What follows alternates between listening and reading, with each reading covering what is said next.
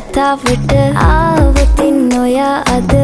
මාගෙම කරගන්නද රහසක් කියලා කිව්වොත් ඔයා මට මාවෙනම් නුඹේ අග රැජිනිය සදහට මං දෙවරක් නොහිතා සැරෙන් සැරේ කෝලෙන් බල බලා ඇසේ අස්සෙන් බොරුවට එපා වගේ හිඳින්න එපා රවන්න එපා ටිකෙන් ටිකේ ආලෙන් පුරවලා හිතේ හිස්තැන් නුඹ මට හිතක් වටින කෙනා නිසා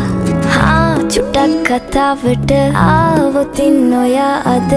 මාගෙම කරගන්නද රහසක් කියලා කිව්වොත් ඔයා මට මාවෙනම් නුඹේ අග රැජිනිය සදහට මං